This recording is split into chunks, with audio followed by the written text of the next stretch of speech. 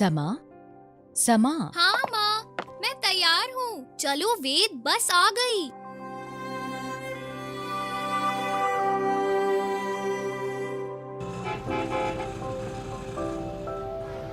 माँ घर के सारे कामों के बोझ से दबी रहती हैं, पर न जाने क्यों पापा उनकी कोई मदद नहीं करते।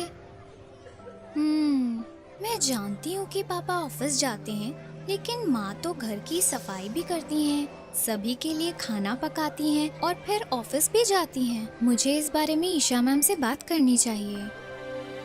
धन्यवाद बच्चों, आज की क्लास खत्म होती है। अगर तुम्हारे कोई सवाल हो तो मेरे पास आओ। मैम, मेरी माँ मेरी और मेरे भाई की मदद करती है स्कूल के लिए तैयार होने में, और वो हम सब के लिए खाना भी बनाती हैं और फिर ऑफिस भी जाती हैं। मुझे हर शाम अपनी माँ को ऐसे थके हुए देखना अच्छा नहीं लगता। क्यों वो सारे दिन अकेले काम करती हैं? क्यों नहीं मेरे पापा उनकी मदद करते हैं? क्या केवल महिलाएं ही घर का काम करती हैं? समा, मैं बहुत खुश हूँ कि तुमने इस पर ध्यान दिया और तुम मुझसे इस बात पर चर्चा कर रही हो। यह सही नहीं है कि केवल महिलाएं घर का काम कर सकती हैं। एक व्यक्ति के लिंग और जेंडर का उसकी भूमिका और जिम्मेदारियों से कुछ भी लेना देना नहीं होता। घर को चलाने में हर एक व्यक्ति को योगदान देना चाहिए और घर का काम साथ मिलकर करना चाहिए। ओके मैम, लेकिन सेक्स और जेंडर से आपका क्या मतलब है? समा, लिंग एक जैविक पहचान है जो कि उन शरीर के अंगों पर आधारित होता है जिसके साथ हम पैदा हुए हैं। ओके मैम, और जेंडर क्या होता है? जेंडर के तहत समाज हमारे जैविक लिंग के आधार पर हमसे ये उम्मीद करता है कि हम कैसे व्यवहार करें। उदाहरण के तौर पर ये सामान्य रूप से स्वीकृत है कि महिलाओं को घर का सारा काम करना चाहिए। मैम, बिल्कुल ऐसा ही मेरे घर में हो रहा है और मुझे लगता है कि ये गलत है। सही कहा समा, ये बिल्कुल ठीक नहीं है और ये महत्वपूर्ण है हम ऐसी चीजों पर सवाल उठाएं जिन्हें स्टीरियोटाइप कहते हैं। शायद तुम ये जानती होगी कि दुनिया के ज्यादातर शेफ पुरुष हैं और उन्होंने इस स्टीरियोटाइप को तोड़ा है कि केवल महिलाएं खाना पका सकती हैं। इसी तरह मैरी कॉम, जो कि एक बॉक्सर हैं, उन्होंने ये दिखाया है कि महिलाएं भी लड़ सकती हैं और वे भी उतनी ही मजबूत होती हैं। ये कुछ उदाहरण हैं जिनको तुम ध्यान में रख सकती हो और अपने दोस्तों और परिवार से शेयर कर सकती हो। धन्यवाद मैम, मैं अपने मम्मी और पापा से चर्चा करूंगी और जब भी मैं ऐसा कुछ अपने आसपास होते देखूंगी, इन बातों पर सवाल उठाऊंगी। पद्मा, क्या डिनर तैयार है?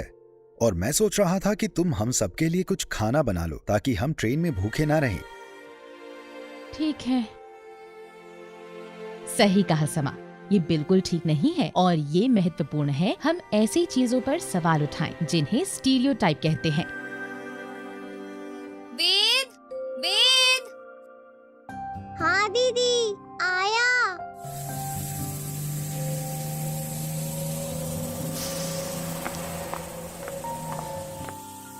पापा, क्या मैं आपसे कुछ पूछ सकती हूँ? बिल्कुल समा, बोलो क्या बात है? आप माँ की घर के कामों में मदद क्यों नहीं करते? मैं दिन भर ऑफिस में काम करता हूँ और जब वापस आता हूँ तो थका होता हूँ। तब मैं टीवी देखना और आराम करना पसंद करता हूँ। लेकिन माँ भी तो ऑफिस जाती हैं, पर तब भी वो घर वापस आकर खाना बनाती हैं और घर साफ करती हैं और अन्य घरेलू काम करती हैं। समा, तुमसे ये सब बातें किसने कही? हर घर में माँ खाना बनाती है और घरेलू कार्य करती है। यह हमारे समाज में सामान्य है और इसमें कुछ भी गलत नहीं है। नहीं पापा, ये गलत है। मेरी टीचर ने भी ऐसी मान्यताओं के बारे में बताया था जो कुछ स्थितियों में एक लिंग को दूसरे से अधिक शक्तिशाली बनाते हैं। हम सबके लिए खाना बनाना माँ का कर्तव्य नहीं है। मैम ने कहा था कि हम सबको एक साथ मिलकर काम करना चाहिए और एक दूसरे की मदद करनी चाहिए। हाँ समा, मैं समझ गया हूँ कि जो तुम्हारी टीचर ने कहा वो सही है।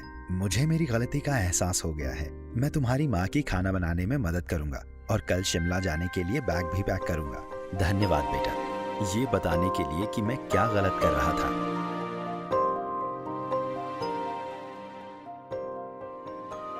ये केवल एक उदाहरण है उसके घर का, जहाँ सभी लिंग के लोगों के साथ समान व्यवहार नहीं होता है। इसलिए रूढ़ियों को संबोधित करना और इनके बारे में बात करना जरूरी है। जैसे मैंने अपने घर में इस समस्या के बारे में की, वैसे हर किसी को करनी चाहिए।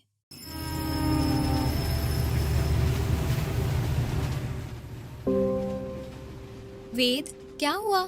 तुम इतने डरे हुए क्यों लग रहे हो? दीदी, मैं इनसे बहुत डरता हूँ। ये लोग कौन हैं? वेद, इसमें डरने की कोई बात नहीं है। ट्रांसजेंडर हमारे जैसे लोग हैं जो अपने जैविक लिंग के आधार पर सौंपे गए जेंडर की भूमिका से पहचाने नहीं जाते। मेरी क्लास टीचर मैम ने बताया था कि ये हर व्यक्ति पर निर्भर करता है कि वो अपना क्या जेंडर चुने और हमें उनके जेंडर के चुनाव पर नजर नहीं रखनी चाहिए, इसलिए डरने की जरूरत नहीं। लेकिन दीदी, वो सबके पास क्यों जा रहे हैं? समाज ट्रांसजेंडर को समान मौके नहीं देता है, जिसकी वजह से उनको अपनी दैनिक जरूरतों को पूरा करने में चुनौतियाँ आती है। इसीलिए वो लोगों से पैसे मांगते हैं। माँ पापा, क्या हम उनकी मदद कर सकते हैं? अभी तुरंत ये सब बंद करें। हर एक व्यक्ति जैसा बनना चाहे वैसा बनकर जीवन जीने के लिए स्वतंत्र है। आप सब लोगों को इनसे माफी मांगनी चाहिए और दोबारा बिल्कुल ऐसा नहीं करना चाहिए। हम अपनी गलती महसूस करते हैं और शर्मिंदा हैं। धन्यवाद सर।